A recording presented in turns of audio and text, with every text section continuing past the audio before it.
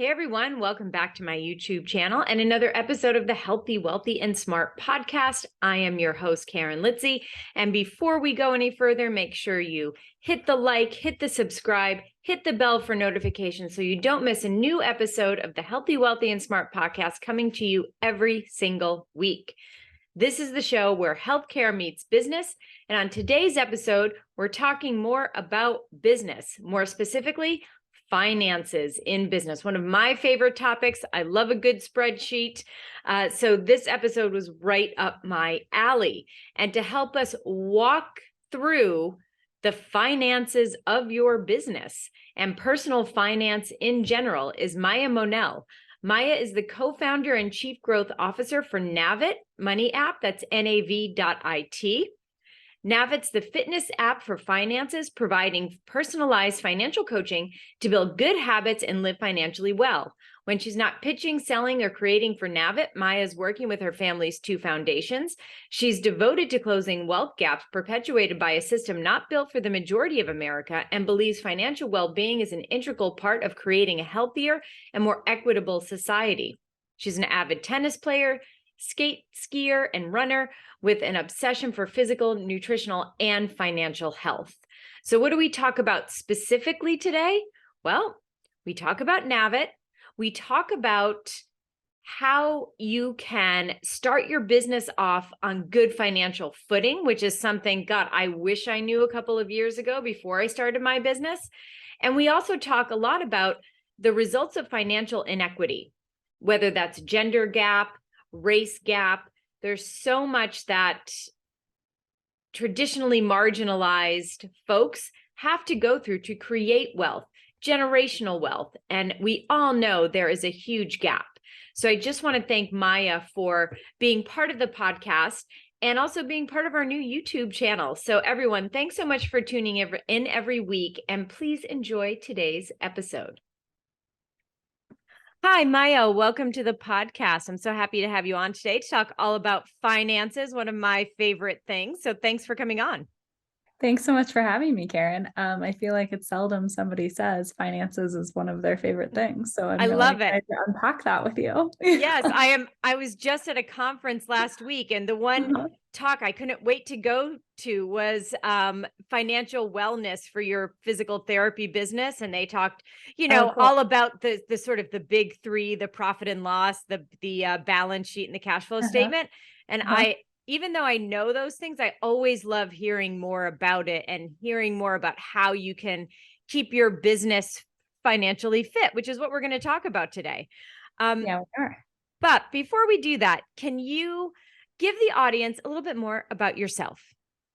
Sure. Yeah. So you've heard a little bit about the bio, but I come from a very weird entry point into financial services and consumer financial technology, otherwise known as fintech.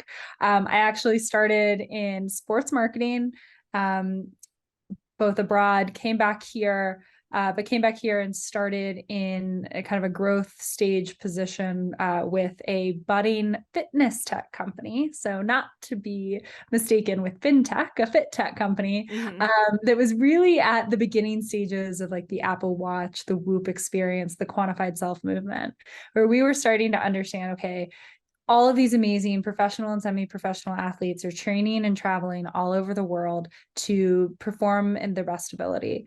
But their strength and conditioning coaches can seldom go with them on those crazy tours they're now extending those tours, to longer and longer durations of time, which was really inhibiting their performance both on and off the field. And they were coming back like totally wrecked, right? So out of Cal, Berkeley, and Stanford, our two co-founders at Bridge, built out basically a training platform that allowed the coach to basically have a built-in assistant. So we were helping strength and conditioning coaches. They still are today. They're still doing a brilliant job of it, helping strength and conditioning coaches build out a way that not only allowed them to deliver personalized training to athletes on their phone, no matter where they were in the world, but that also went a level deeper in using prescriptive and predictive analytics to prescribe better outcomes. So what that means is to say, like, okay, we were doing kind of the first quality of life self-assessments every day where we were saying, okay, Maia, like, how well did you sleep last night? All the Whoop metrics. I'm a huge, right? How stressed do you feel? How well hydrated are you? You know, did you eat enough? Blah, blah, blah, blah. And in order to kind of train the data set and the algorithms, once the athlete would report on those kind of self-assessments every day, the training protocol would change. So if I just continuously reported that, you know, I wasn't getting enough sleep, I was totally wrecked, day over day, then the system would automatically calibrate down for volume and load. Or that's a good example of Yeah, that's a great example. Yeah, very yeah, cool. so it was very cool. But on the self-assessment side, we started to really double down on stress and what are some of the key variables that are inhibiting this performance, you know, week over week for an athlete, financial stress being a key integral part of that overall healthcare routine. So we really started to lean in on that. I did a bunch of like external research. I got to work with a ton of really incredible female athletes. I was very focused on the female athlete at that point, but I also worked with some men, and just kind of got like the fintech bug. I don't know. I realized that, you know, I've been so focused my entire career on building out kind of using technology and building out better systems for athletes to perform at their highest level. And obviously that translated at the end of my time there down to the everyday athlete like you and me. But one of the things that I felt like healthcare at large was really missing a narrative around and a protocol for and some kind of preventative routine for was financial health.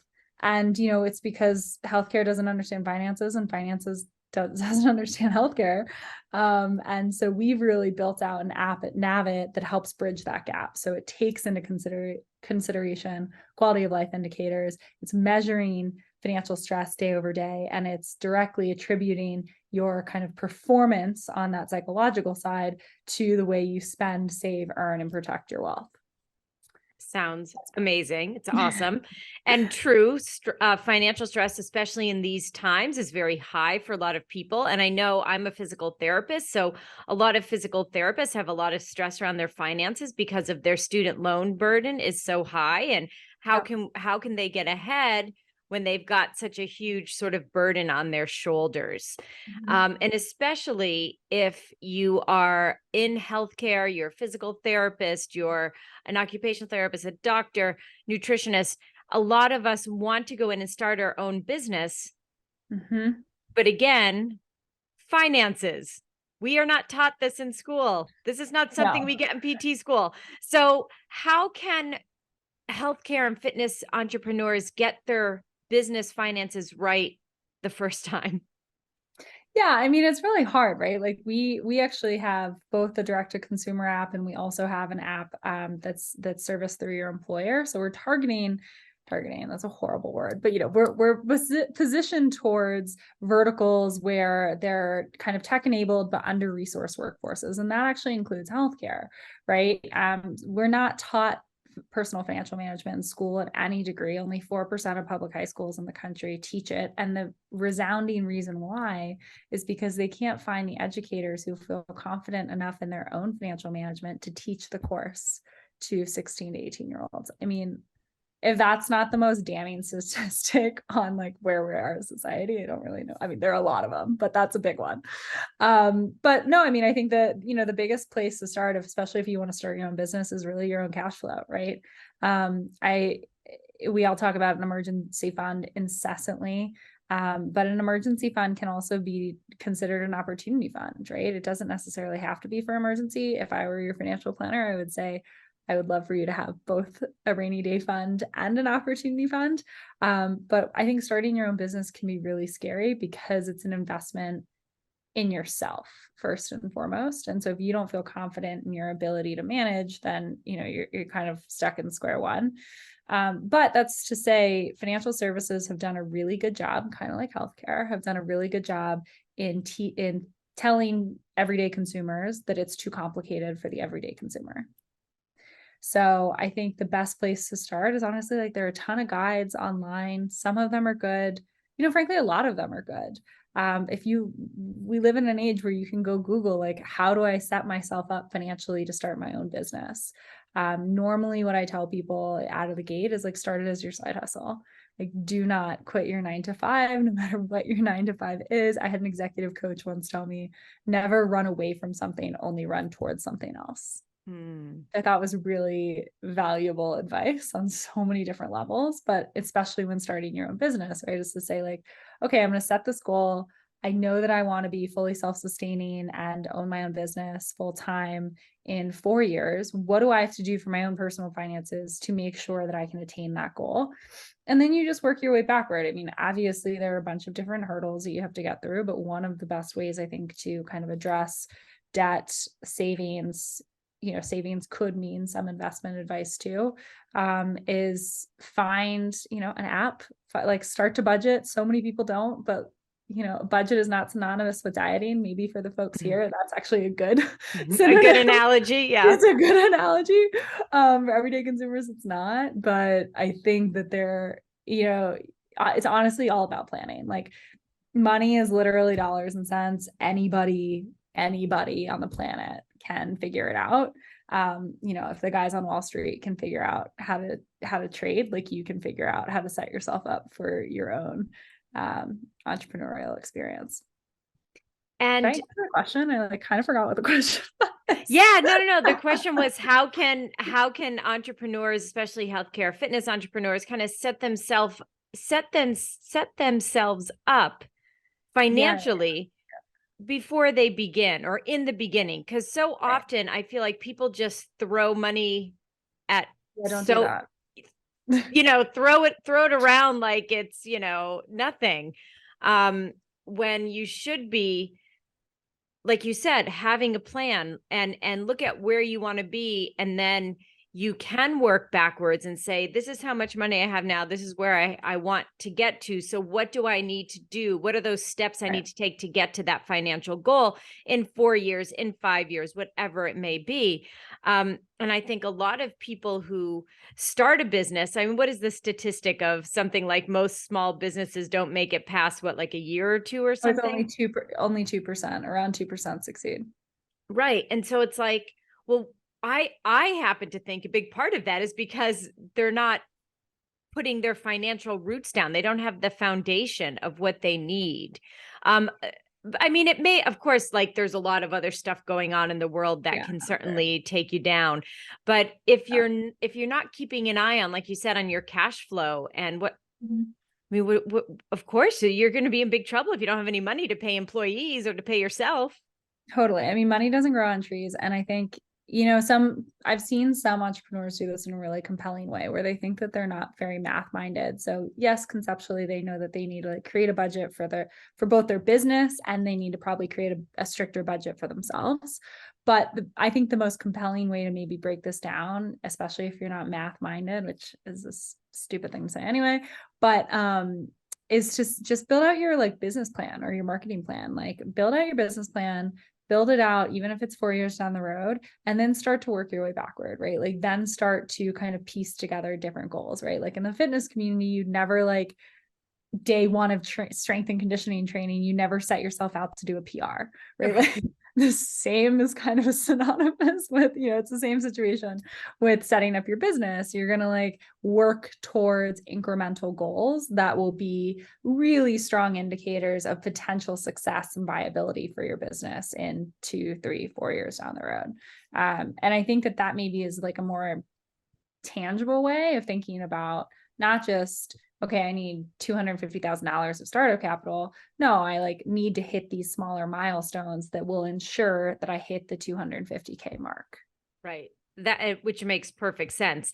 But here's, let's say I'm going to play devil's advocate for a moment. Yeah. What do you say to people in the Reels, TikTok, need it now, has to happen immediately world? Do you know what I mean? Because that's kind of where it's immediate gratification is where we're at these days.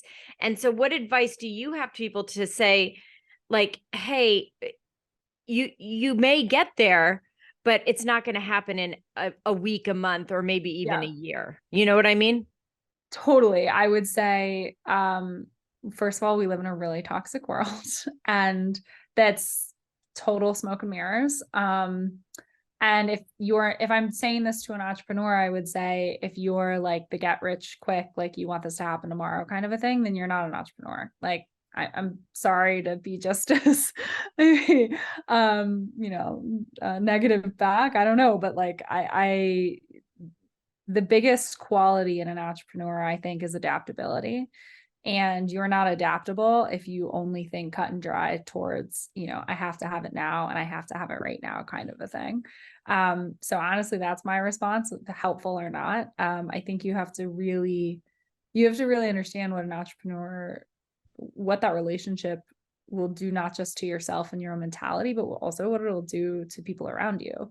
I mean, my co-founder and I, when we first like ventured into this business together, we kind of did so realizing that this could be the longest relationship that we've ever had, Right? Yeah. I've been together with my husband 8 years, right? Like, but you just never know. And it's such a huge milestone in your life that you cannot treat it like some quick get rich quick scheme. It's not the lottery. Like, why would you ever play the lottery with yourself, let alone your business? Right. You can play the Powerball, which is now 1.9 billion, but maybe you're Yeah, only, I think we picked one up today, by the way. so did I, but you're only putting down like 10 or 20 bucks. You're not putting your life savings into this. I mean, fingers crossed. Hopefully you're not doing that, right? No, and you really have to, sorry, back to that plan for a second. I think part Yeah. of the milestones is like identifying indicators that would indicate to you success, right? So like, it's super easy to be biased, obviously, in your own success. Like, everybody should be. If you can't invest in yourself, who do you invest in? But at the same time, you have to be fiduciarily responsible, especially if you have other people depending on you and like you need to persist in the world. So I think it's really important to say, like, even month by month, like, okay, if I land 2 clients this month, then like that'll be a great first sign. If I land 5 clients next month, then that's going to be an awesome sign. Like, if you look at kind of 1 or 2 consistent key performance metrics that you can like leverage and scale month over month within like the first 24 months, then you could maybe at month 6 and month 12 and month 18 and 24, those could be like your own installments of more cash, right? To keep it afloat. But you cannot, it's so easy to fall into this like limbo of everything will work out, but you have no idea what's actually happening in the process. Yeah, not a good way to start your business or to be in business in any capacity at any timeline. Yeah. Not good. Like, I understand the universe has your back, things will work out. Yeah, but you still have to look at your opportunities, take advantage of the opportunities, and know how to work those opportunities for the universe to have your back, and things will work out. Like, if you're sitting on your couch binging on Netflix all day, every day, it's probably not going to work out. No, you have to work to be lucky. Yes. Just like you have to work to be smart. And I would rather be lucky than smart every single time, but you still have to work to be lucky. Yeah, you still have to work at it.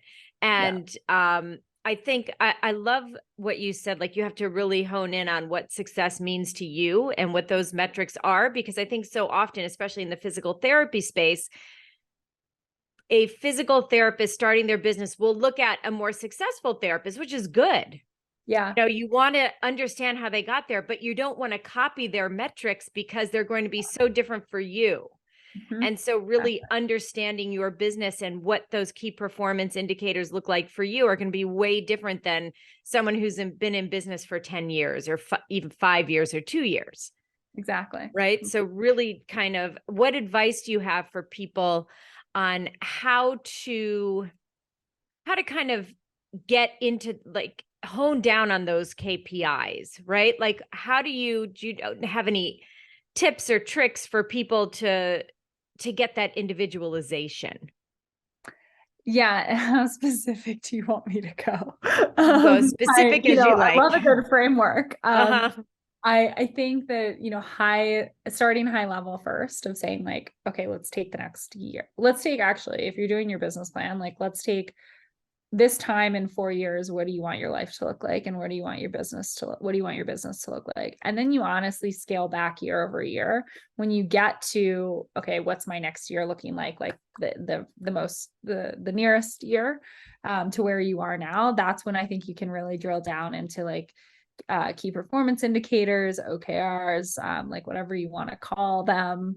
You can really start to say, okay, what are my key objectives for each month? What are my key objectives for the year? What are my key objectives for the quarter? And then what are the tasks and kind of results I'm going to expect to see in each of these months to make sure I hit those quarterly goals? And it's really not rocket science, right? It's like, if you need to hit a certain amount in revenue in year one, then what's your price point for your customers and how many customers do you need? It's, hopefully if you're a small business, if you're a physical therapist, for example, like I imagine you have some startup capital because, you need certain types of equipment, you might need a space, whatever that looks like. But there are also a lot of really great, like fractional CPAs, like there are a lot of really, I think, good resources for small business owners now that didn't used to exist, that are pretty inexpensive for you to start up in a responsible way.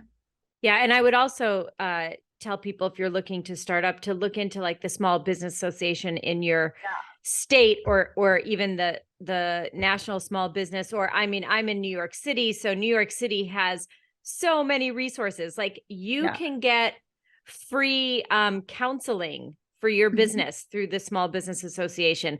Local colleges, like here at Columbia University, you can apply to the Columbia MBA program as an entrepreneur, and they will assign a team to you for like your marketing.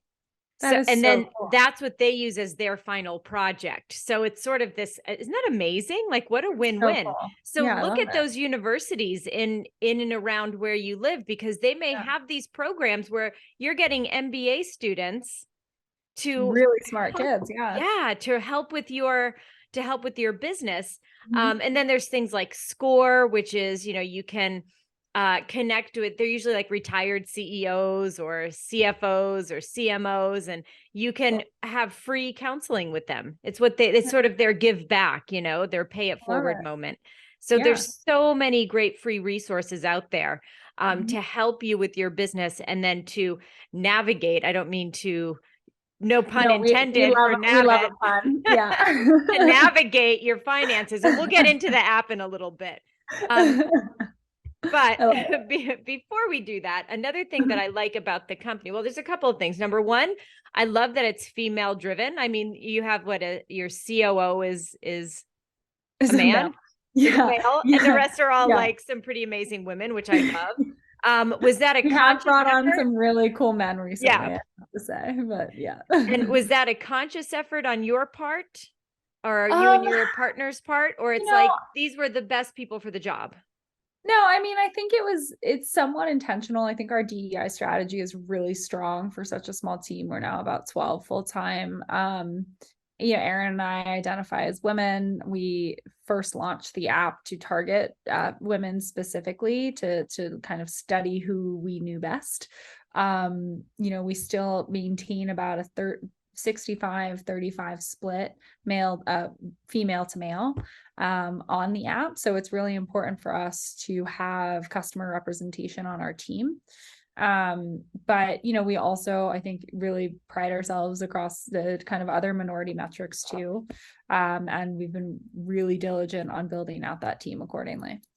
And let's talk about that kind of financial inequality, right? So there's obviously inequality across many, many domains in this world, but let's talk about the color of money. The results of the results of financial inequity.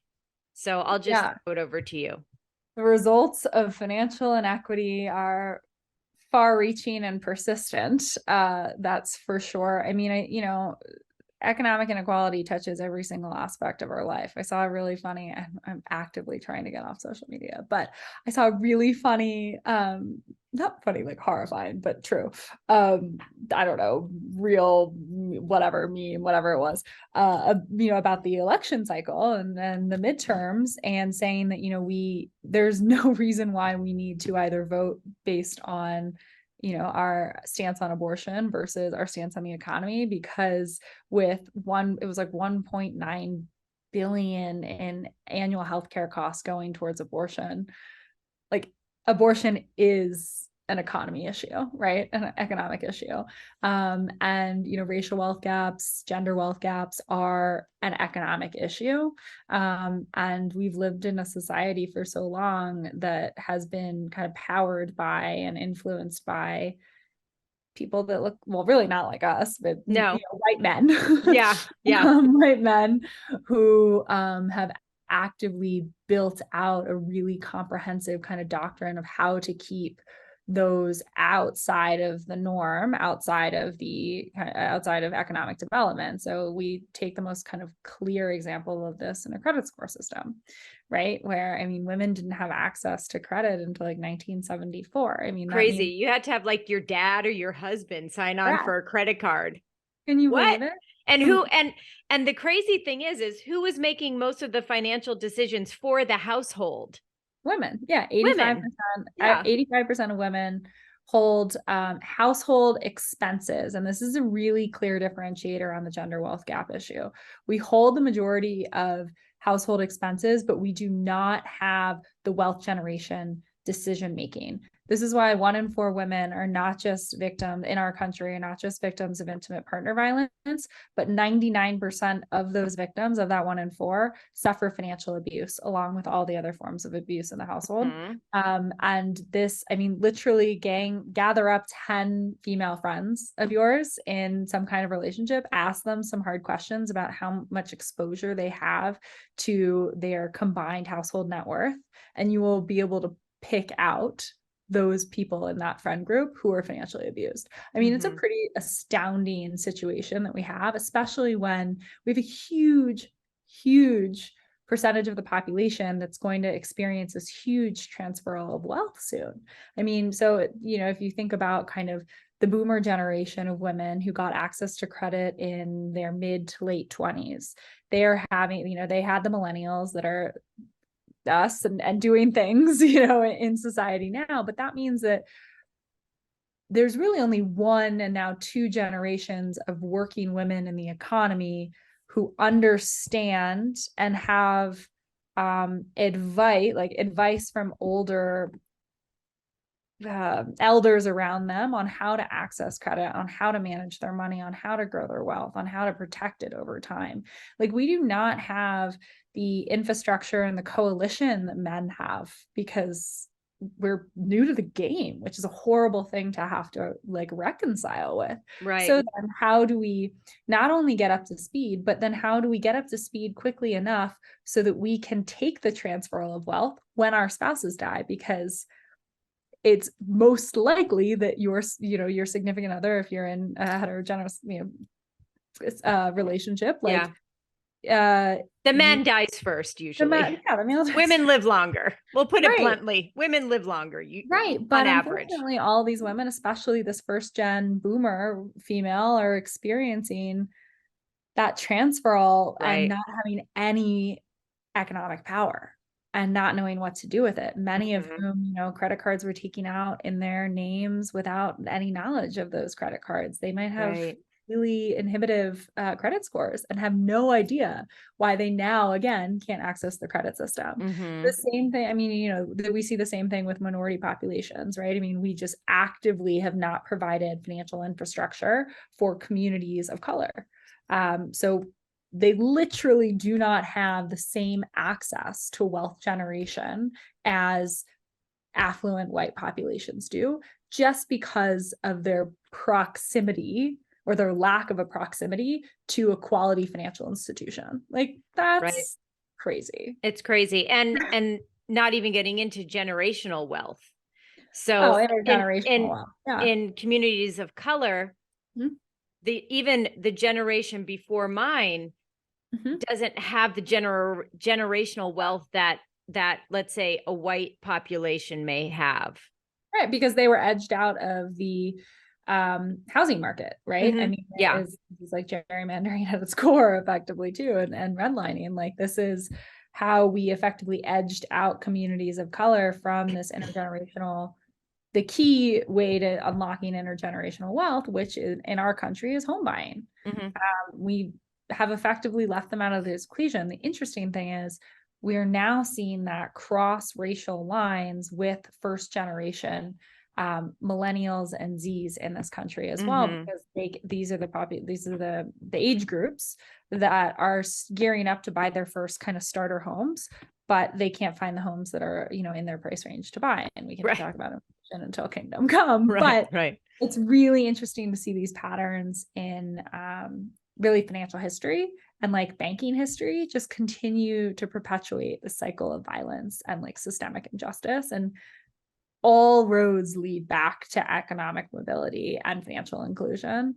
And that's why we really focus at Nav.it on financial health, because like if you're not focused on the key determinant to your overall healthcare outcomes, which is your financial health and your access to the economy, then nothing else really matters. And so let's talk a little bit now about the app, about Nav.it, and how it can help all of the things that we have been talking about today. So starting up your business, being financially fluent, the financial inequity. Can you talk about how that app addresses those concerns and more, and financial stress, which then leads to increased cortisol, which then leads to inflammation, which then leads to pain, and then they have to come see a PT. Hypertension. So there you go. And then your cost of care is exponentially more, and you know, you have less wealth when you die. All the things. Yes, thanks for asking, Karen. Where do I even begin? Yeah, so the app, first and foremost, so my business partner, Erin, is a behavioral scientist.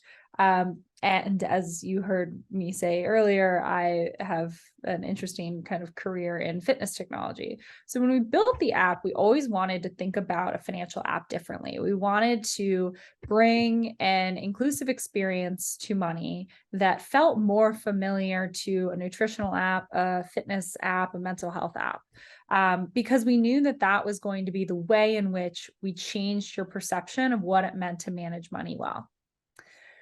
So in so doing that, we're like, okay, we can't just focus on the key kind of determinants to financial health, which are, you know, spend less than you earn, save up for that rainy day, and pay off high interest debt. So, or, you know, there are a variety of different debts, but that's kind of the first one we focused on. The thing that we had to also bring in was, well, how do we measure behavior? If we are improving those core metrics, how do we also prove that we're, in so doing, your financial behavior actually improves? Your financial stress reduces over time. Your financial confidence increases over time. So then we added in kind of these like quality of life metrics, just to not just tell ourselves, but to tell and empower the end user around their financial journey of like, this is where you started out from an economic standpoint, like those traditional metrics of financial health. And this is like where your financial mind was at the time. And this is how incrementally over time, as you engage with the app, we really focus on daily engagement. You come in, you check your financial stress every day. You tell us about the last 24 to 48 hours of spending. We automatically propagate, you know, where you've spent, and you tell us how you feel. It's kind of like a bumble swipe of like, yeah, that was a great purchase. I shouldn't have done that. Or it's a utility, it's neutral. And then we aggregate that data over time to again show you and empower you that by making these incremental daily habits, right? They're atomic habits, they're tiny little habits. You're really reinforcing good behavior, and you're setting yourself up for continued success because you're reducing financial stress, right? When, like you've said, when you reduce financial stress, you improve so many other qualities of your healthcare outcomes. Cool. Okay. So we did that, and that's in the app today. What we also then added in, and I think everybody listening will hopefully appreciate this, is we realized that we needed some peer-to-peer influence, but really we needed some like way to help users move from self-guided to also being able to access a human coach if they needed additional care, especially around key life decisions. Mhm.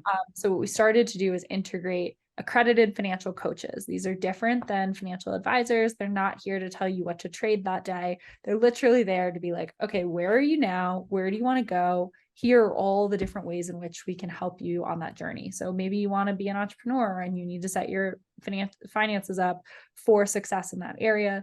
They'll come in and they'll help kind of give you clear steps and check-ins to do that, just like any other coach. Mhm. The last component that we did was we said, okay, how do we then move from the human coaching model back into the automated coaching? So like I was doing in fitness tech, like how do we also serve as like the assistant coach for that financial coach? Because people by and large do not want to interact with like their therapist or their financial coach every single day, right? Right, right. Probably maybe want to do it once a month, but how do we get them kind of incrementally kind of nudged along a financial experience every day that's not predicated on moving money, but that is predicated on, what you want to learn about the larger economy, what you want to learn about your ability to navigate certain financial decision making every day to like strengthen that muscle. So we have started to build out an automated kind of recommendation engine. And that's what we're super excited to launch in December. We've been doing a slew of testing around it for like what feels like a decade. And I think it'll be really powerful for users. Yeah, it sounds very powerful. And for me, it sounds like, oh, this is a way to keep things organized. Cause I like you said, I like a framework. I like a framework. I like to be organized. I don't like to just pull things out of the air when I need them. I like it to be in an Excel spreadsheet. There's some sort of that my brain can deal with it. Yeah. My brain does not deal in chaos. Totally. We automate budgets. We automate your savings goals. Like we try and make it the best, most streamlined and fun financial experience you can get on an app. Well, that's a great tagline for your app. Thank you. We're workshopping it internally right now. The most financial fun you can have in an app. Right here. Yeah, I'll email you with some other stuff. Yeah, send some over. But there's a new feature that I think you're really gonna like. Awesome. Well, now before we wrap things up, I just want to hit on one other topic, and that is this is obviously November. So for people who are listening to this 2 months from now, know that this is November. And so the holidays are coming up, and talk about a time of financial stress. Right. So do you have any tips for people about how to keep that financial stress low as you roll into the holidays in the new year? Totally. I think people are probably seeing a theme within my within my recommendations these days. And certainly today, but I honestly it's bucketing out the goals now. So it's to say like, all right, you're only going to spend $150 on your mother-in-law. Like you're only going to do that, like you're only That's what I do. I mean, because it's gift giving, it's holiday times, right? So like the easiest place to start is, okay, let's do the allotment for gifts. Let's map out the 10 family members that are like target critical. They will disown us if we do not get them a present. Okay, let's take the broader family. Like, what do we actually need to do? Is a card efficient? Could we give them an experience for the day? A lot of you, are trainers and physical therapists, like give away, give them. Oh, that's a nice idea. Yeah. It's super cool. You can also get on Bridge as a trainer. Let me know if anybody's interested in doing that. And so I would say that's the first kind of goal, the gift giving. And then like, I don't know if you're a holiday decoration. I mean, I am, but I have all of my holiday decorations already. Great. Okay. So I'm not buying a lot of new stuff. Yeah. Great. You're a net zero on that. And I think at the end of the day, if you can start to save a little bit now, like sign up for Nav.it and create, a $200, $300, $500 savings goal and just like set it really aggressively. We've got a few weeks before the holiday craze. Like, don't go out as much if you want to store some extra cash. And I think the most important part, especially because we're in crunch time, like 6 months ago, I'd been like, okay, here's your saving strategy, but we're in crunch time. Hopefully you've saved up and you're like kind of prepared for this. I think like recognize what value, like personal value experiencing the holidays with your loved ones, being out in the world and having these lived experiences like brings you as a human being. Obviously, don't get into credit card debt. I hope you don't get into credit card debt, but like go easy on yourself. There's so many now ways to aggressively save and hit retirement early. And there's so many financial pressures on us now, back to social media, that I think oftentimes we forget. Like the holidays are a moment in time, a unique moment in time where we can like celebrate experiences and being together and family and all of the things that we care about that we haven't really been able to experience in the last 3 years. That's right. So, don't get into debt, but like go crazy. Right. Go crazy responsibly. Go crazy on a budget. Yeah. Yeah, exactly. Exactly. All right. Well, this has been great. Are there any big takeaways you'd want the audience to come away with after our talk? I know we covered a lot of like broad topics, but what do you think?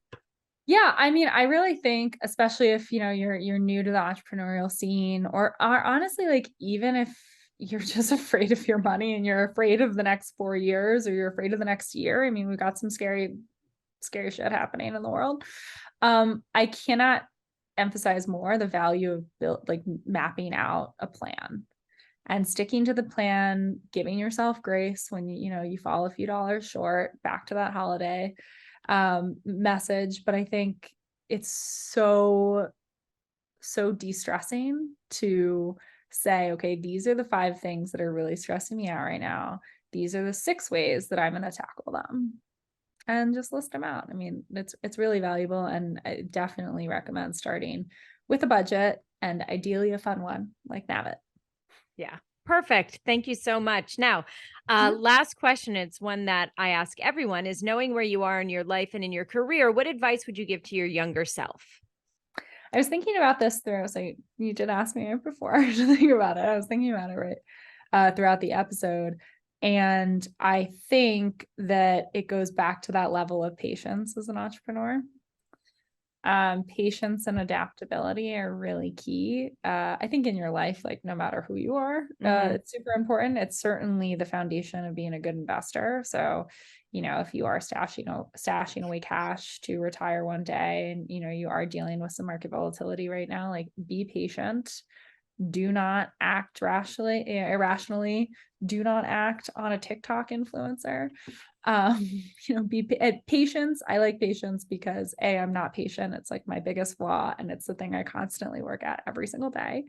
But I think because patience makes you like reflect and work at it often, it often leads you into really valuable situations, whether or not that patience leads you down to researching something else, or meeting somebody that you hadn't expected to meet, or pursuing a goal, or overcoming an obstacle that you didn't foresee. Like, yeah, that's what I would say, because I was not patient in my early career.